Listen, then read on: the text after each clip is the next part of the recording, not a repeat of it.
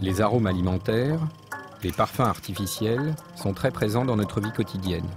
Certains d'entre eux sont des esters. Ici, il est question de l'ester banane, un composé synthétisé présent à l'état naturel dans le bouquet des phéromones de l'abeille domestique. Après l'obtention du produit, sa composition sera vérifiée par deux techniques. Par infrarouge et par résonance magnétique nucléaire.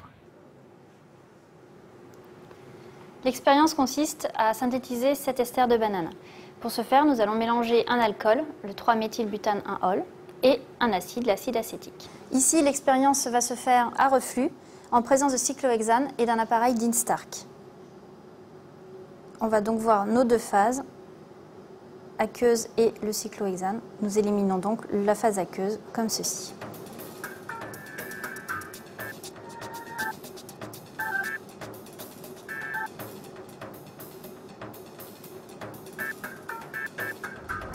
Alors l'ester qui vient d'être synthétisé va être analysé en infrarouge. Et on va pouvoir déterminer ainsi les groupes fonctionnels de cette molécule. Donc on va d'abord commencer par faire un background, donc un blanc, c'est-à-dire une analyse à vide pour avoir une référence pour ensuite pouvoir mettre le produit à analyser. Donc on va prélever une goutte de l'ester que l'on va déposer sur une cellule en germanium. On va ainsi pouvoir lancer l'acquisition du spectre infrarouge qui se fera en 16 scans.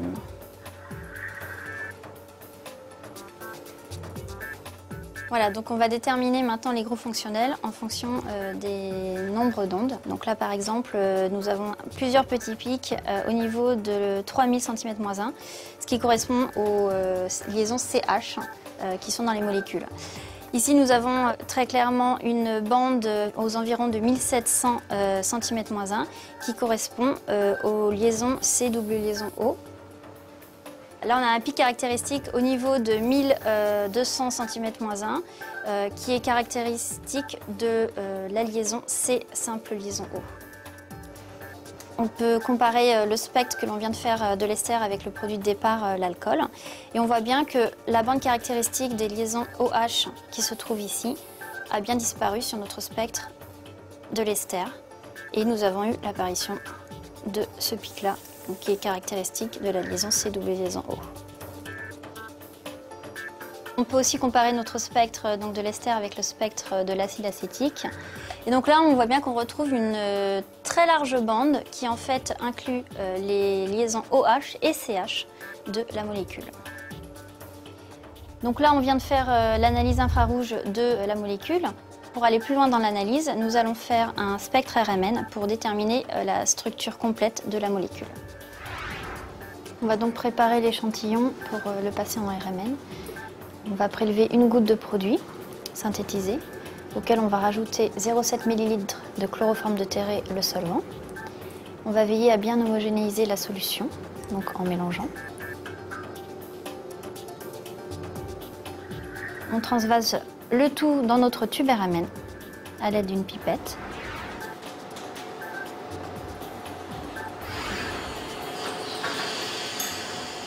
Un spectromètre de RMN est composé de 3 éléments, un aimant supraconducteur, une console électronique et une station de travail pour piloter le spectromètre.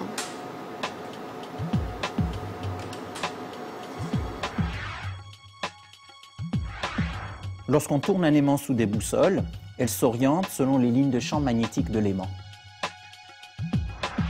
Le courant électrique qui alimente la bobine engendre un champ magnétique qui agit sur les aiguilles des boussoles et les oblige à s'orienter selon les lignes de champ.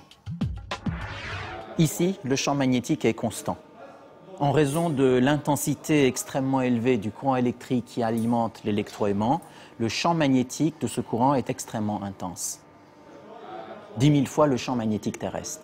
Avec les deux blocs de fer qui pèsent ensemble 9 tonnes, le champ magnétique est multiplié par 5 et l'intensité de ce champ passe à 50 000 fois le champ magnétique terrestre.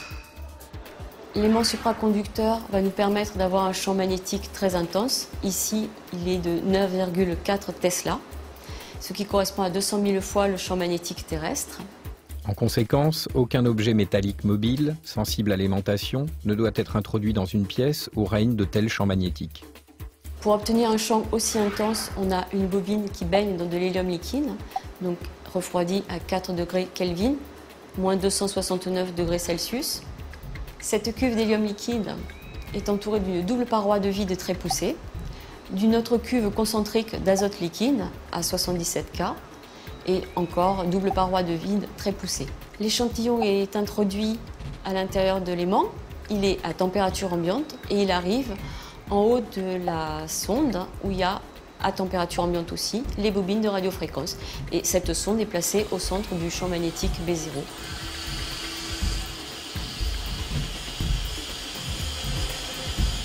Lorsqu'on introduit l'échantillon à l'intérieur de l'aimant, les petits noyaux des protons qui ont un spin de 1,5 vont avoir deux orientations possibles, parallèlement ou antiparallèlement au champ B0.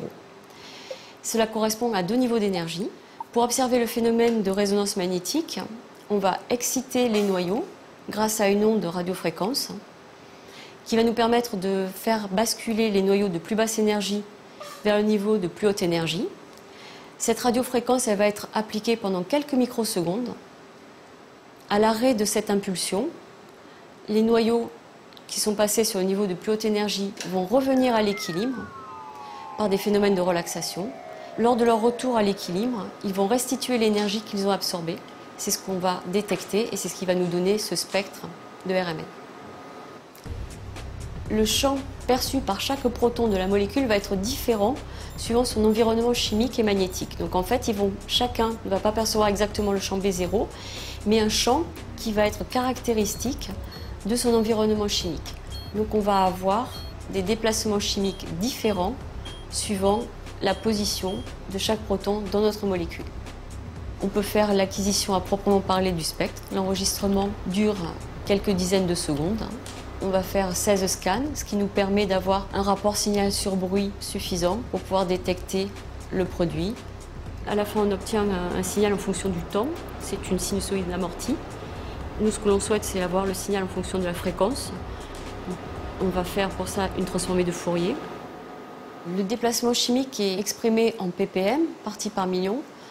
C'est une unité qui nous permet de nous affranchir du champ magnétique sur lequel a été enregistré le spectre de la molécule. Donc on va chercher les signaux caractéristiques de ce produit. On a tout d'abord le CH3 qui est en alpha du CO. Il n'a pas de voisin, il doit sortir sous forme d'un singulier et son déplacement chimique caractéristique est à 2 ppm. Les 2 protons en position 1, en alpha de l'oxygène, on voit que nous avons un massif à 4,1 ppm. Ces protons 1 ont 2 protons voisins qui sont portés par le carbone 2, donc ils vont sortir sous forme d'un triplet. Les protons 2 ont donc 3 voisins, ils vont sortir sous forme d'un quadruplé. Et on voit bien à 1,5 ppm un massif qui correspond à un quadruplé. Nous avons ensuite les 2 CH3, ces 6 protons sont équivalents et ils ont un voisin. Ils vont donc sortir tous les 6 au même déplacement chimique sous la forme d'un doublet à 0,9 ppm. Il nous reste le proton 3, lui il a donc en position 4, 6 protons équivalents voisins et en position 2, 2 protons équivalents voisins. Il va donc sortir suivant la règle de multiplicité sous la forme de 9 raies et effectivement nous voyons bien à 1,65 ppm un massif qui correspond à 9 raies. Si nous comparons à l'écran les 2 spectres, nous voyons donc bien que le massif qui a le plus été déplacé, c'est le CH2 en alpha de la fonction alcool ou ester. Et maintenant, on va comparer un alcool et un ester préparés par des lycéens. Donc la RMN nous permet de voir que l'ester a été synthétisé, mais qu'il n'est pas pur, qu'il y a de l'alcool de départ qui reste. Et ensuite, par intégration, on peut même estimer la proportion d'alcool résiduel. Et nous pouvons l'estimer à 12%. On aura une meilleure résolution spectrale à 400 MHz que sur un spectromètre à 60 MHz.